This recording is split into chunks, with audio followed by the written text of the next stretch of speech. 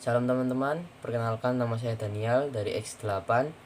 Hari ini saya akan membawakan sebuah renungan. Sebelum saya membawakan sebuah renungan, marilah kita berdoa. Tuhan, saat ini kami hendak mendengarkan firman-Mu. Berilah pengetahuan dan bimbinglah hamba-Mu ini agar apa yang Engkau firmankan dapat bekerja sesuai kehendak-Mu. Buat kami jemaat-Mu, bukalah hati dan pikiran kami untuk mendengarkan dan menerima firman-Mu. Kiranya firman-Mu ini dapat menjadi berkat bagi kami. Berbicaralah Tuhan, kami sudah siap menerima firman-Mu. Di dalam nama Tuhan Yesus Kristus kami berdoa dan mengucap syukur. Amin.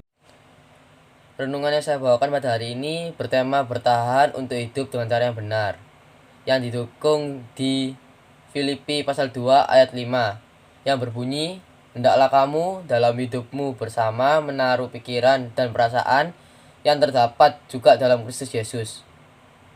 Nah, teman-teman, hidup adalah pilihan. Maka tentukanlah pilihan kita sebelum pilihan menentukan hidup kita. Itu artinya kita harus cepat memutuskan sebuah tindakan dalam waktu yang singkat gitu. Jadi kayak tindakan itu kan spontan, kita harus mengambil keputusan. Jadi keputusan itu ada dua, positif dan negatif. Sebagai anak Tuhan, kita harus cermat mengambil sebuah tindakan atau keputusan.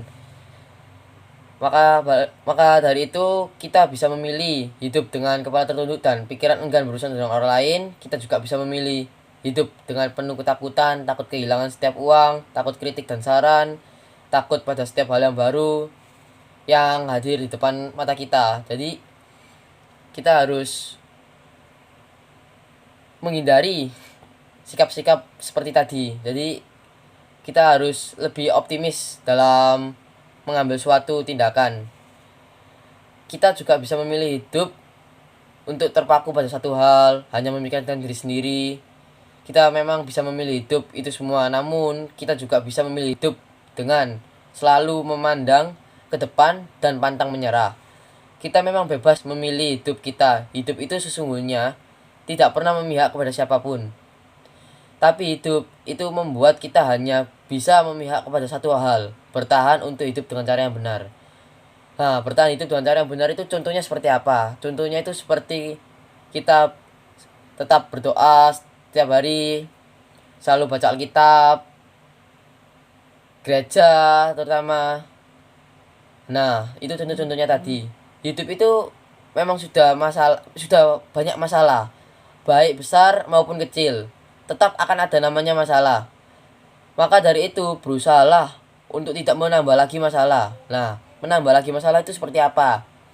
Kayak di sekolah, bikin onar, datang terlambat. Nah, itu termasuk bentuk menambah masalah. Maka dari itu, kita harus mengurangi. Bahkan kalau bisa jangan sampai membuat masalah. Meskipun hidup sudah banyak masalah, tetaplah tersenyum. Hadapilah, selesaikanlah agar hidup semakin tidak bermasalah. Itu solusinya. Nah, pilihan hidup untuk merasakan semua berkat dan anugerah Tuhan agar hati dan pikiran kita dapat merasakan damai sejahtera. Itu artinya hidup kita itu memiliki sebuah kekosongan. Jadi kekosongan itu gak bisa diisi apapun. Contoh saya itu kan atlet. Jadi kayak perasaan itu ada aja kayak nggak tenang gitu kalau main itu, kayak selalu khawatir gitu. Makanya itu saya setelah membaca renungan ini saya tersadar bahwa damai sejahtera itu dapat diisi bila kita dekat kepada Tuhan, yaitu dengan bertahan untuk hidup dengan cara yang benar. Ya seperti kayak baca Alkitab, berdoa, itu bisa menenangkan saya dalam bermain bulu tangkis dan juga mengisi kekosongan hati saya. Jadi teman-teman, kita harus pintar-pintar atau cermat dalam memilih suatu tindakan, karena tindakan itu akan apa istilahnya, menimbulkan sebuah akibat atau dampak. Nah, apabila kita mengambil sebuah tindakan yang salah, maka hasilnya pun akan menambah masalah.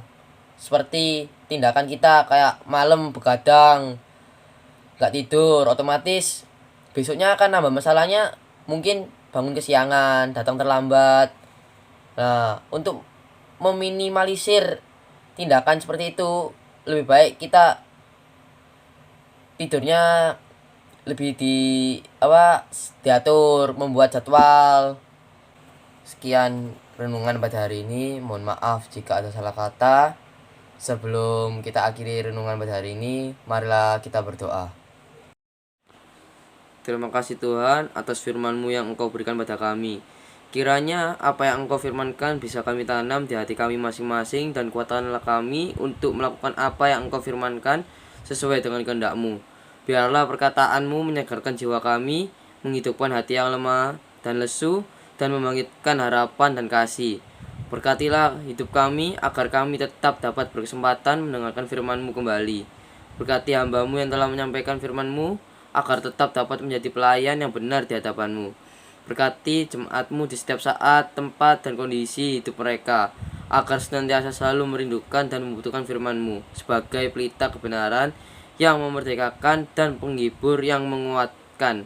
Ajarlah kami bahasa firman-Mu dan bimbinglah kami untuk hidup selalu sesuai kehendak-Mu, agar kami dekat padamu.